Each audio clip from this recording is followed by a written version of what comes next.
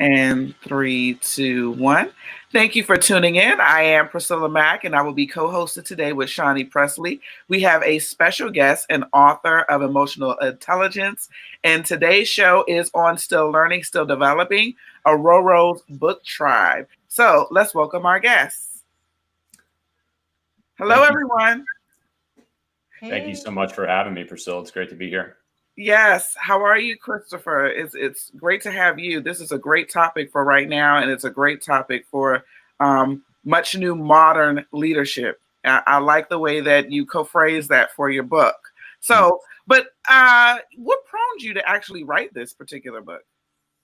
Yeah, so the opportunity just kind of came about. I've been doing a lot of writing, talking in the emotional intelligence space for several years, and a publisher came to me with an idea of a book that would be very practical and really much more about the how-to. And that's kind of the world that I live in with emotional intelligence. There's been a lot of great books that have been written about the theory and kind of what it is. And what I wanted to be able to do was take my business background and then the work that I do in coaching to be able to give people a really concise guide to say, this is exactly what self-awareness is and how to use it. This is what empathy really is and what it looks like in business. And I think for a lot of people, they have a concept of what emotional intelligence is, but it was more that practical how-to part of it.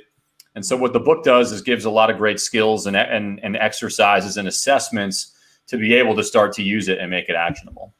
Yes, I have it right here, actually, you guys. So this is what it looks like, the emotional intelligence. And inside of it, I like the format and how it works the reader up.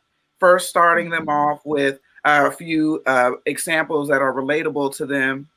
Tyler Perry, Sarah Blakely, just a couple of celebrities that and their walk. And then it goes into some baby steps here that you can go. And I have one highlighted that I want to discuss. It says, we tend to be more comfortable pointing out ways others can change and improve their actions and behaviors. It is a lot harder to think, plan, and act in ways that will have a transformative impact in our own reinvention. And this is the self-awareness part. So this is just the beginning, because we have to get you to the mindset to the next level, right? Yeah. Yes. Yes. Emotional intelligence, and bringing that into leadership in organizations. How do you do that? How do you assist in the transformation process in organizations with their leaders? Yeah, coming in, the work that I do more on the consulting side is being able to come in and kind of do an organizational assessment of learning and understanding, especially how much are leaders investing in the personal and professional development of the people that they lead. That's something that, going back to my business career and consulting and different stops that I had along the way, I think a telltale sign of a great leader is somebody that's going to not just talk about it, but show you, this is exactly how I'm going to let you know that I want you to be a part of this organization for the long haul. I'm going to invest in you getting better as a person. I'm going to help you, through training and other skills to improve that skill set to not just make our company better, but to make you better. So I think that in terms of self-awareness, the big thing that most people think of when they think of emotional intelligence is helping people with skills training, strength-based training, leadership development kind of work like that. So I'll come in and often work with individuals and with leadership teams to kind of improve that self-awareness, and then talk a lot about empathy. So what does it mean to really care about people and to take the time to listen to the voice of the whole organization? You referenced Sarah Blakely. I think she's a great example of somebody that, has a very flat organizational structure in where she is right now at Spanx. Like, she's really been able to listen to the voice of each individual within that organization and provide them with a platform to speak up. We're seeing that now too. There's been a lot of great change in the culture over the last couple of months with everything that's happened. And I think that organizations are starting to allow, everybody within that organization to kind of speak up. And I think we all hope it's not just going to be lip service, but it's going to be something that really continues with getting everybody's voice involved in cultural change, but also, things that are going to be related to just overall a more empathetic approach to having a successful organization. Shawnee, do you have any questions? The first question, hey, Christopher, welcome, and I'm glad you're here. Thank you for the information you gave us so far about your business background. I didn't know you had a business background. But the question I had was, what is emotional intelligence and why is it needed? The easiest definition of emotional intelligence is really the original that was started by John Mayer and then Dr. Peter Salovey, who's the current president of Yale University. So what emotional intelligence is the ability to recognize, understand, and manage our emotions. And it's the ability to recognize, understand, and influence the emotions of other people. So that's really the academic definition of it. And I beg your pardon, what was the second part of the question? Oh, and I said, why is it needed? Why is it needed? So I think the easiest way to answer that is to kind of break it down. That there's really what in a lot of the research, 5 pillars. It's self-awareness, empathy, social skill. So just that ability to connect and communicate and forge connection, self-management, and motivation. And so I think when you look at it through those lenses, and even going back to the definition, the definition is a lot about the self-awareness. It's recognizing and understanding our emotions. But why does that matter? I use an acronym in the work that I use. It's called CORD. It's our ability to communicate, to identify opportunities, to build stronger relationships, and to make decisions. If we're aware of our emotions and how they impact all 4 of those things, we're going to be more successful. We're going to connect better with people. We're going to drive better results. The reality is we can all come in with an objective mindset and a best case scenario, but our emotions, what we take in from what's going on around us in our lives, personally, professionally, things that are happening in the world. I mean, think about all the change of the last 4 months and how much stress and anxiety has been caused by all the changes going on in the world. And we often take stuff like that into our workplace with us, into the relationships that we have with our children, with our wives and husbands, our families. And so, I just think it's so important to be really cognizant of that. So that's why I think it's important. And then in terms of how we impact other people, just knowing that when we want to drive change and maybe help other people, understanding how that person's feeling, recognizing and understanding the emotions that person is maybe taking into a conversation that is going to be very important. So, I just think that going back to that acronym of communications, opportunities, relationships, and decision-making, EQ has such a huge impact on all of those things. So that mindfulness is really important. When I think of emotional intelligence, I think of mental self-control. Okay. And not reacting off of being impulsive. The first thought that comes to your mind is Michelle Obama says, is not always worth the light of day to be telling anybody. So, and then we also have to make sure that we get the facts and information right before we react to a thing. And like you said, being empathetic and thinking about what the other person is going through and why they are reacting the way that they are reacting to a certain issue or thing before saying anything, And I think that's very important for leaders. Now, just like the book walks you up into, the deeper parts of it. First, it's, motivation, the things that you can take, and then it kind of builds you up with some muscle. Okay. You get some emotional muscle so that you can get strong enough to handle what's in the back of the book. Right? Not just going to throw you out there, but there are entry-level people, there are mid-level, and then there are leaders, and they are all who they are for a reason. Okay.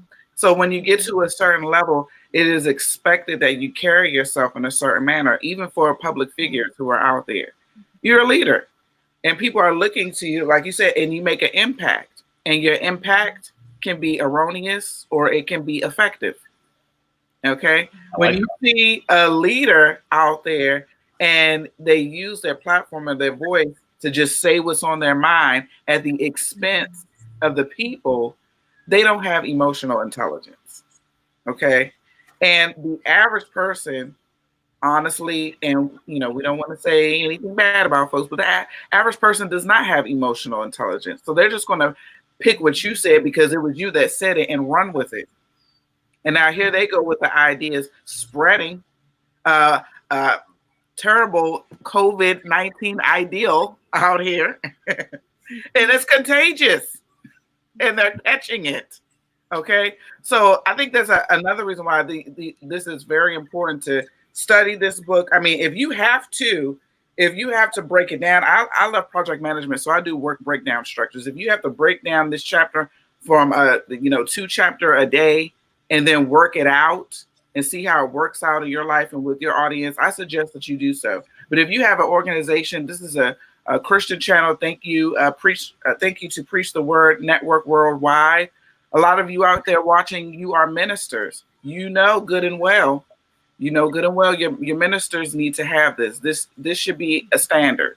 There needs to be standard of procedure in these areas because they're leaking out and people have access to social media and they're expressing themselves and their emotions at the flick of an eye. So you need to make sure that everyone is aware and they have some sort of emotional intelligence and that everybody's on the same page. Really, right? Okay. All right. So the transforming during the process, how are we transforming this mid-level leader into like a CEO vice president mindset? Sure. So when I think of that, when I think of somebody that is looking to make that type of jump, I think of, you're not, just basically from an execution standpoint, let's start there. From the work that you're doing, from the job that you're doing, you're probably exceeding the expectations that people have for you at that point. You're going above and beyond what's being asked of you. That's the work side of it. I'd break it down and look at that dichotomy on the other side, right? It's the people side of it. What are you doing for the people around you? Mm-hmm. There's a lot of great individual contributors, people that are great at their jobs. What great leaders do is bring the people around on board for the ride. They elevate the people around them. I come from a big sports background, Priscilla. I played basketball growing up, high school and in college. And when I was a kid growing up, the guy that I loved was Magic Johnson. And I, for those in the audience that got to see him play and or at least were, familiar with Magic, one of the best basketball players to ever live, I always used him as a framework. He made everybody around him better. Mm-hmm. So to answer your question, when I think of a transformative leader, I think of somebody that's not just doing a great job at the task, at the work that's in front of them, but they're making everybody in the organization around them better. They're elevating those that they manage up to. So it could be the CEO, it could be someone at the C-suite or at a senior vice president level, but they're making the people that they lead already in a mid-management level role. They're making entry-level folks and folks that are still early on in their career better. They're equipping them with the right skills. They're not just telling them what it takes to be successful, but they're showing them. They're sharing more of their personal story. They're sharing their professional successes. And I just think that there's so much about, from an empathy standpoint, from a self-management standpoint, and how we live our lives in business. It's like, take the time to let other people in to who you are, because you're going to elevate them. But guess what? They're going to look at you in return and say, I want to do something for that person. I want to elevate that person. And so, we can look at that in a variety of industries. In the sports world, we can look at it in business. And I provide a lot of great examples in the book. And you talked earlier about Tyler Perry. It was funny because I think a lot of people, the public probably thinks of him more, as an actor, right? Well, he's been one of the most successful businessmen probably in the entire country.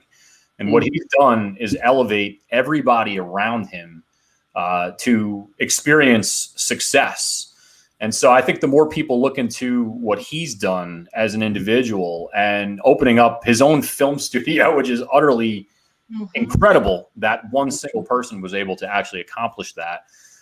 He's really elevated and provided opportunities for a lot of entrepreneurs and a lot of people that never had it before.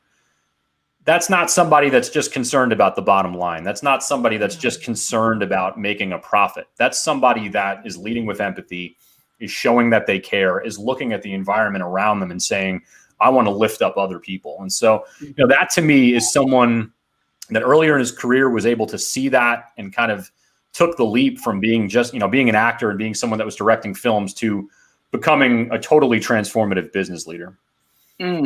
Yes, I like that. That's true.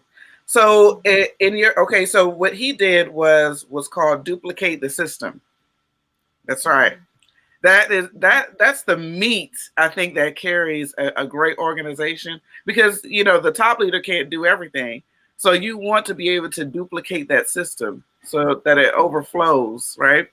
Now, in the very beginning of the book, you thanked your wife for that being your first experience of an emotional leader. We have a guest, Leonard Presley says, hello, folks. That's my husband. That's her husband. And look, we were just, listen, he is just in time, because I was getting ready to talk about women, and the woman and the man being emotional leaders in their own household, how we lead ourselves emotionally on a regular basis, how we talk to people, just like you said, getting to know others for work. What about how we treat other people in public? Just really quick, because we're running out of time, but I went to KFC and two people were speaking on the mic at once because it was KFC and Taco Bell. See, now I'm telling my fatty patty problems, but you all bear with me here. And I said, why are two people talking at once? And they said, well, to make your experience better. I said, well, I don't like this experience. One person talked to me, and then I went and parked the car. The kid said, Mommy, no. I went inside and told the lady, this is not on a national scale, and blah, blah, blah, blah, blah. And she was just trying to do her job. The woman had tears in her eyes. When I got in the car with my bucket of chicken, someone said to me, Laverne. And Laverne is an aunt that I have that is very opinionated and boisterous. Like I had no emotional intelligence at that point. Loss of control, how we treat people. What makes you go over the deep end just on a day-to-day basis, especially women who have great communication skills. Come on, wives. You have a woman that has great communication skills. I bet you if she gets in an argument with her husband, she is tearing him up. Okay. I know that. No. Who? I don't. You don't? Well, you're just as sweet as pie down in the South over there, but up here, up north. I guess like Christopher said, I look at it as me and my husband have a relationship where we look at, if I say this to you, how are you going to feel about it?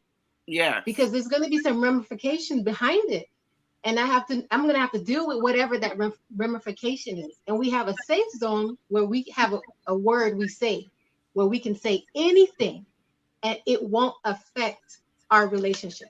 But it's just true honesty that I'm so upset that you made me feel this way. And I'm able to accept what he says. He's able to accept what I say in true honesty and be able to say, okay, now I understand why you felt that way and not be upset about it. That is emotional intelligence. Did you all learn? Because we are still learning and still developing. If you have any questions or comments to that, Leonard husband, step in and say something. Okay, so we have examples of work life, day-to-day life. Don't go out here losing it on the highway in your car because there's traffic. Don't go up to the people in KFC and have a Priscilla moment. Okay, that is not emotionally intelligent. And I like with the demonstration that she gave with the way that she communicates with her husband. That's the same way that we can communicate with anybody. So this can be applied all across the board, everyone, all across the board, and it works you up to that. I'm going to show you all a couple of things here that we're going to have him. This is the book, but also he does coaching. Can you tell us a little bit about that? Yeah, sure. So a lot of the primary work that I'm doing these days, especially with live events being, largely shut down in the last couple of months, is that I work with executives from a couple different organizations, work with some companies out in the Silicon Valley, an athletics organization. And I'm able to coach, executives and really help them improve their leadership ability and their influence in the organization, just helping them to become more well-rounded for a lot of the things that we talked about, not just how they come into each day and how they self-motivate and manage their time, but it's also the impact they have, in the organization to be able to lead others, to evaluate others and help them rise. And just kind of, getting them to think through and ask them the types of questions that are going to help them with all that acronym that I keep repeating is CORD, just their decision-making, how they build their relationships, how effective their communication is. And so we've talked about a lot of great leaders today in terms of their ability to communicate. But God, I think my best takeaway is what Shawnee said before, is that, being able to take that example of being in the home with our husband or with our wife, and just being able to kind of have that safe space of being very honest and very vulnerable and letting somebody know how you feel.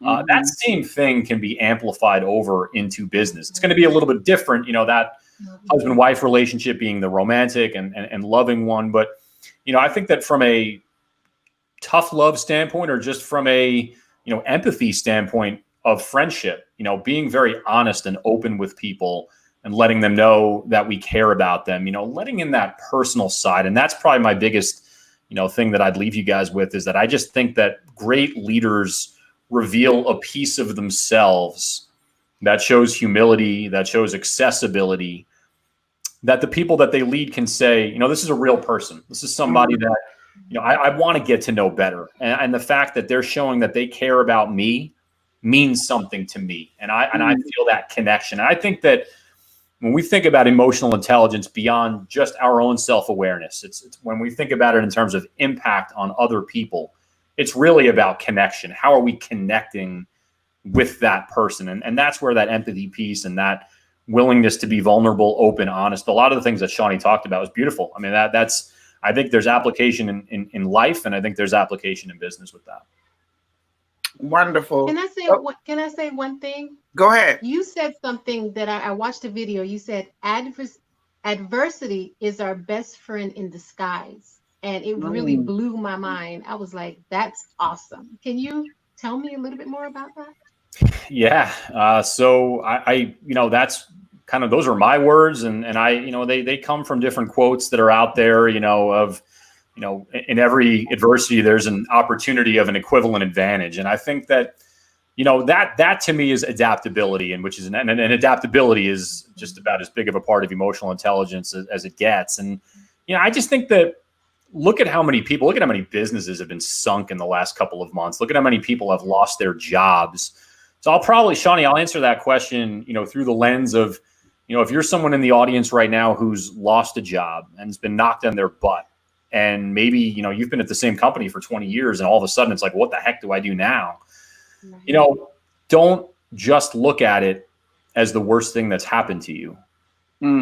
In the stories of some of the people we've already talked about, Tyler Perry, if anybody doesn't know his personal story of what really happened to him in his life, and just the mental abuse, the physical abuse that he endured. And he's on the record in saying that, the life that he built is as a direct result from some of the worst possible things that could ever happen to a human being. I mean, so, that's an extreme example, but it's his story. And I think that through the lens of careers, if you look at some of the most successful people, even just people you probably know in your life that are people that you admire that may not be big names, those people probably went through some pretty challenging, tough moments. But I bet that they'd probably be able to say to you, that adversity of getting knocked on my butt, of maybe losing a job, or, having something very publicly happen to me in the workplace that really hurt my feelings and kicked me down, if you can look at that experience as a teaching and learning example and extract everything you can from that to just get better for the next day, day by day, not to try to make a leaps and bounds change, all in 1 week, but just concentrate on that and say, what can I keep learning from this and keep building from that foundation of the ashes of something bad that happened, especially in the context of right now. Keep getting better. Look at that as an opportunity. And I think it's just a mindset shift. If you really do look at that as an opportunity to get better, adversity really is your best friend. It's the best teacher I think that there is in life. Wonderful. This is a beautiful interview. Thank you so much. Thank you so much, Christopher, for being with us today and talking about your book and putting the pedal to the metal and getting your vision out there. Actually, he talks about vision board and everything like that in here as well. So once again, he is available to come out and speak to leaders, okay, to speak to your people and a host of other things. But make sure that you get this book. You can go to www.chrisdconnors.com at the link below, and you can surf his website so that you can communicate with him and get started right away. All right. Thank you so much, Shawnee Presley. And everyone, you take care and have a beautiful day. We are still growing, still developing. Mm.